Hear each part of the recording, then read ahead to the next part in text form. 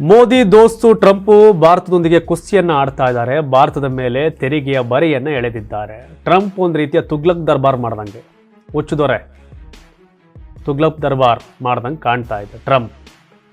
ಟ್ರಂಪ್ನ ಗೆಲ್ಸಿ ಅಂತ ಮೋದಿ ಕರೆ ಕೊಟ್ಟಿದ್ರು. ಸತ್ಯ, ಟ್ರಂಪ್ ಮೋದಿ ದೋಸ್ತು ಅಂತಾನೆ ಕಾಂಗ್ರೆಸ್ ಅವರು ಆರೋಪ ಮಾಡ್ತಿದ್ದಾರೆ. ಟ್ರಂಪ್ ತನ್ನ ಜೊತೆ ನಿಂತ್ಕೊಂಡು ಎಲೆಕ್ಷನ್ ಗೆಲ್ಸಂತಹ ಎಲಾನ್ ಮಸ್ಕ್ನೇ ಬಿಡಲಿಲ್ಲ. ಎಲಾನ್ ಮಸ್ಕ್ ಟ್ರಂಪ್ ಗೆಲುವಿನಲ್ಲಿ ಮಹತ್ವದ ಪಾತ್ರ ವಹಿಸಿದ್ರು. ಆ ಟ್ರಂಪ್ ಎಲಾನ್ ಮಸ್ಕ್ ಬೆನ್ನಿಗೆ ಚೋರಿ ಆಗ್ತಂಥ ವ್ಯಕ್ತಿ. ಈಗ ಭಾರತದ ವಿರುದ್ಧವೂ ಕೂಡ ಷಡ್ಯಂತ್ರ ಮಾಡ್ಕೊಂಡು ನಮ್ಮ ಟ್ಯಾಕ್ಸ್ ಹಾಕೊಂಡು ನಿಂತವ್ರೆ. ಏನೇನು ಕತೆ, ಎತ್ತ, ಯಾವುದ್ರ ಮೇಲೆ ಟ್ಯಾಕ್ಸ್, ಏನಾಗುತ್ತೆ ಅಂತ ನೋಡೋಣ. ಭಾರತದ ಸರಕುಗಳಿಗೆ 25% ಟ್ರಂಪ್ ದಂಡ ಹಾಕಿದ್ದಾರೆ, ಟ್ಯಾಕ್ಸ್ ಹಾಕಿದ್ದಾರೆ. ರಷ್ಯಾ ಜೊತೆಗಿನ ಭಾರತದ ವ್ಯಾಪಾರಕ್ಕಾಗಿ ಈ ನಿರ್ಧಾರ ತೆಗೆದುಕೊಂಡಿದ್ದಾರೆ. ಆಗಸ್ಟ್ 1ರಿಂದಲೇ ಹೊಸ ಸುಂಕ ನಿಯಮ ಜಾರಿ ಆಗ್ತಾ ಇದೆ. ಟ್ರೂತ್ ಸಾಮಾಜಿಕ ಜಾಲತಾಣದಲ್ಲಿ ಟ್ರಂಪ್ ಪೋಸ್ಟ್ ಮಾಡಿದ್ದಾರೆ. ಟ್ರೂತ್ ಇವ್ರದೇ ಸ್ವಂತ, ಇದಕ್ಕೆ ಓನರೇ ಟ್ರಂಪು. ಈ ಎಕ್ಸು ಎಲಾನ್ ಮಸ್ಕ್ದಲ್ಲ, ಮಸ್ಕು ಇವ್ರಿಗೂ ಆಗಲ್ಲ. ಹಾಗಾಗಿ ಅವರು ಎಕ್ಸೆಲ್ ಇದು ಮಾಡಲಿಲ್ಲ, ಟ್ರೂತಲ್ಲಿ ಹಾಕಿದ್ದಾರೆ ಅವರು. ಭಾರತದ ಆರ್ಥಿಕತೆ ಸತ್ತಿದೆ, ಅದು ರಷ್ಯಾ ಜೊತೆ ಒಟ್ಟಿಗೆ ನೆಲಕಚ್ಚಬೇಕು. ಫಸ್ಟು ಕಿಚ್ಚು ಸುಡೋದು ತನ್ನ ನೆಲವನ್ನೇ, ತನ್ನ ಮನೆಯನ್ನೇನೋ. ಕನಿಷ್ಠ ಪರಿಜ್ಞಾನ ಟ್ರಂಪ್ಗಿದ್ದಂಗೆ ಕಾಣ್ತಾ ಇಲ್ಲ. ಫಸ್ಟು ಸುಡೋದು ಕಿಚ್ಚು ತನ್ನ ಮನೆಯನ್ನೇ, ಆಮೇಲೆ ಅದು ಬೇರೆ ಕಡೆ ಸುಡುತ್ತೆ. ಅಮೇರಿಕಾದಲ್ಲಿ ಬಹುತೇಕ ಕಂಪನಿಗಳ ಸಂಸ್ಥೆಗಳ ವ್ಯವಸ್ಥೆಯನ್ನು ಹಿಡಿತಕ್ಕಿಟ್ಕೊಂಡಿದ್ದಾರೆ ಇಂಡಿಯನ್ಸ್. ಅದರ ಕನಿಷ್ಠ 4 ಜ್ಞಾನ ಈ ತಲೆಕೆಟ್ಟ ಟ್ರಂಪ್ಗಿಲ್ಲ ಅಂತ ಕಾಣುತ್ತೆ. ನಾವು ರಷ್ಯಾ ಜೊತೆ ವ್ಯವಹಾರ ಮಾಡ್ತೀವಿ ಅಂದ ತಕ್ಷಣ ರಷ್ಯಾ ಮತ್ತು ಭಾರತದ ಆರ್ಥಿಕತೆ ಸತ್ತೋಗಿದೆ, ಇಬ್ಬರು ಒಟ್ಟಿಗೆ ಹೂಳಬೇಕು ಅಂತ. ನಮ್ಮ ದೇಶ ಯಾವ ಮಟ್ಟಕ್ಕೆ ಶ್ರೀಮಂತ ಆಗೈತೆ ಅಂದರೆ, 15 ವರ್ಷದಿಂದ ಆಯ್ಕೊಂಡು ತಿಂತಿದ್ದವರಲ್ಲೇ ಇವತ್ತು 100 ಕೋಟಿ ಘೋಷಣೆ ಮಾಡ್ಕೊಂಡವ್ರೆ. ಒಟ್ಟಿಗೆ 5,000 4,000 ಕೊಡೋ ಒಂದು ಮಟ್ಟಕ್ಕೆ ಬೆಳೆದ್ಬಿಟ್ಟವ್ರೆ. ಈ ಮಟ್ಟಕ್ಕೆ 20 ವರ್ಷಕ್ಕೆ ಬಿಲಿಯನಿಯರ್ ಆಗಿರೋ ಜನ ನಮ್ಮವರು ಕೆಲವರು. ನಮ್ಮ ದೇಶ ಆರ್ಥಿಕತೆ ಸತ್ತೋಗೈತೆ, ದಿವಾಳಿ ಆಗುತ್ತೆ, ಉಳ್ತೀವಿ. Never ever. ಭಾರತದ ಆರ್ಥಿಕತೆಯನ್ನು ಯಾರೋ ಒಬ್ಬ ಹಿಡ್ಕೊಂಡು ನಿಂತಿಲ್ಲ, ಯಾವುದೋ ಕಂಪ್ನಿಗಳ ಕೈಲಿಲ್ಲ.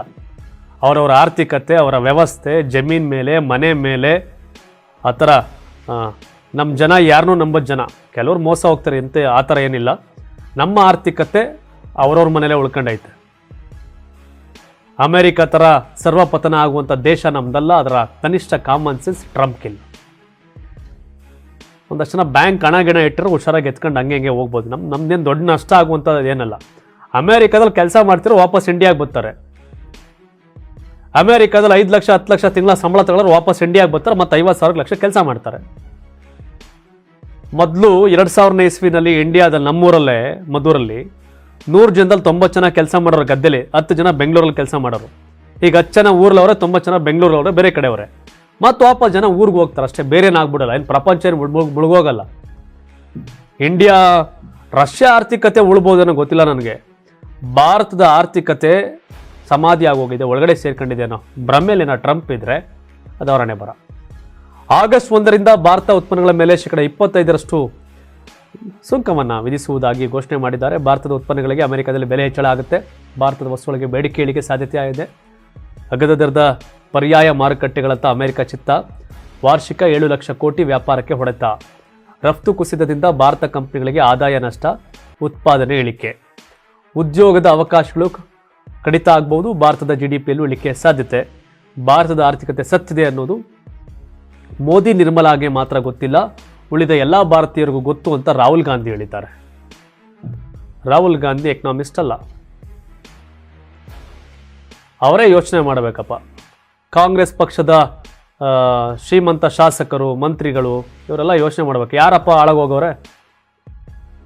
ಹಂಗಾರೆ ಕರ್ನಾಟಕ, ಭಾರತದ ಒಂದು ರಾಜ್ಯ ಕರ್ನಾಟಕ, ಭಾರತದ ಒಂದು ರಾಜ್ಯ ತೆಲಂಗಾಣ. ಬಿಟ್ಬಿಡಿ BJP ಅವ್ರದ್ದು ಹಾಳಾಗೋಯ್ತೆ ಅಂತ ತಿಳ್ಕೊಳ್ಳಿ. ಅವ್ರ ರಿಪೋರ್ಟ್ ಇಲ್ವಾ? ಕರ್ನಾಟಕದ ಆರ್ಥಿಕತೆ ಏನಾಗಿದೆ, ತೆಲಂಗಾಣದ ಆರ್ಥಿಕತೆ ಏನಾಗಿದೆ ಅಂತ. ತಮಿಳುನಾಡು ಆರ್ಥಿಕತೆ ಅವ್ರದೇ ಮೈತ್ರಿ ಪಕ್ಷ, ಕೇರಳ ಆರ್ಥಿಕತೆ ಅವ್ರದೇ ಕಮ್ಯುನಿಸ್ಟ್ ಪಾರ್ಟಿ ಅವ್ರ ಮೈತ್ರಿ ಪಕ್ಷ. ಟ್ರಂಪ್ ಏನೋ ತಲೆಕೆಟ್ಟಿದೆ ಮಾತಾಡ್ತಾರೆ. ರಾಹುಲ್ ಗಾಂಧಿ ಅವ್ರು ಯಾಕಂಗೆ ಮಾತಾಡ್ತಾರೋ ಗೊತ್ತಿಲ್ಲ. ರಷ್ಯಾದು ನಮ್ಮ ಇಂಡಿಯಾದ ಆರ್ಥಿಕತೆ ಸತ್ತೋಗಿದೆ, ಅದು ಮೋದಿಗೆ ನಿರ್ಮಲ ಗೊತ್ತಿಲ್ಲ, ಇನ್ನೆಲ್ಲರಿಗೂ ಗೊತ್ತು ಅಂತ ಹೇಳ್ತಾರೆ. ಹಂಗಾರೆ ಎಲ್ಲರತ್ತ ಇರೋ ದುಡ್ಡು ಸುಳ್ಳ? 1000 ಕೋಟಿ ಘೋಷಣೆ ಮಾಡ್ಕೊಂಡ್ರೆ ಸುಳ್ಳ? ಕಾಂಗ್ರೆಸ್ MLAಗಳು ಕರ್ನಾಟಕ ಸರ್ಕಾರದಲ್ಲಿ ದುಡ್ಡಿಲ್ಲ ಅನ್ನೋದು ಹಂಗಾರೆ ಸತ್ಯನ? ದಿವಾಳಿಯಾಗಿ ಹೋಗಿದೆಯಾ, ಸತ್ತೋಗಿದೆಯಾ? ಟ್ರಂಪ್ಗೇನೋ ತಲೆಕೆಟ್ಟಾಯ್ತಪ್ಪ. ರಾಹುಲ್ ಗಾಂಧಿ ಅವ್ರು ಯಾಕೆ ಹಿಂಗೆ ಹೇಳ್ತಾರೆ? ಇರಲಿ. ಇನ್ನು 10% ಸುಂಕ 25% ಏರಿಕೆ ಆಗುತ್ತೆ. ಯಾವುದು?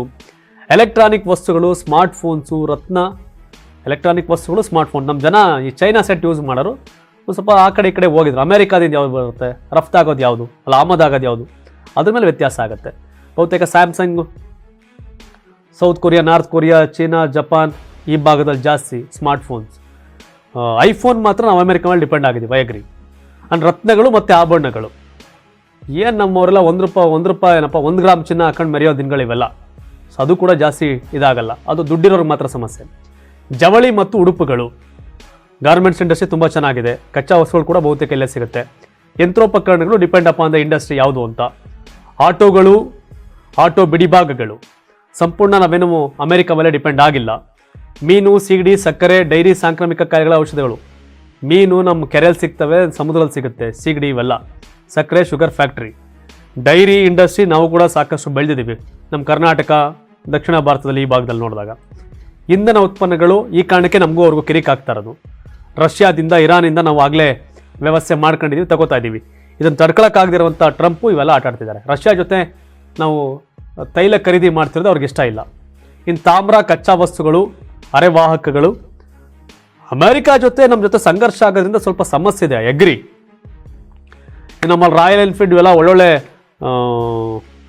ಅಲ್ಲಿಂದ ಅಮೆರಿಕಾಯಿಂದ ಬರೋ ವಸ್ತುಗಳಿಗೆ ನಾವು ಸುಂಕ ಹಾಕ್ತೀವಿ. ನಮ್ಮ ಟ್ಯಾಕ್ಸ್ ಕಲೆಕ್ಟ್ ಮಾಡಬೇಕು ಅನ್ನೋ ಉದ್ದೇಶ ನಮ್ಮವ್ರದ್ದು ಹಾಕ್ತಾರೆ. ಹೌದು, ಕರೆಕ್ಟು.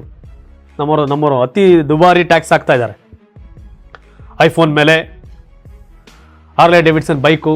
ಆ ವಿಷಯಕ್ಕೆ ಒಂದಷ್ಟು ಸಂಘರ್ಷ ಆಗಿದ್ದು ಟ್ರಂಪ್ ಅವ್ರಿಗೂ ನಮಗೂ.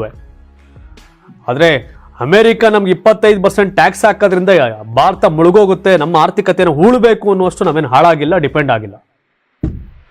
ಆದರೆ ತಲೆಕೆಟ್ಟು ಮಾತಾಡೋ ಟ್ರಂಪ್ ಮಾತನ್ನ ರಾಹುಲ್ ಗಾಂಧಿ ಅವ್ರು ಯಾಕೆ ರಿಪೀಟ್ ಮಾಡ್ತಾರೋ ಗೊತ್ತಿಲ್ಲ.